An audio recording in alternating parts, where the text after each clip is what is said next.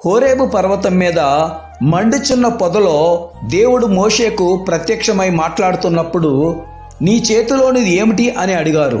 అందుకతడు కర్ర అన్నాడు. దానిని క్రింద పడవేయమని అన్నప్పుడు మోషే ఆ కర్రను క్రింద పడవేయగానే అది పామయ్యింది. వెంటనే దాని తోక పట్టుకో అని దేవుడు చెప్పినప్పుడు మోషే భయంతోనే దాని తోక పట్టుకున్నాడు. వెంటనే అది చేతిలో కర్ర అయ్యింది. ఆ కర్ర చెట్టు నుండి వస్తుంది. చెట్టును వృక్షమని కూడా పిలుస్తారు.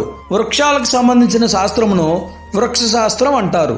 పాము జంతు జాతికి సంబంధించినది. జంతువుకు సంబంధించిన శాస్త్రమును జంతు శాస్త్రం అంటారు.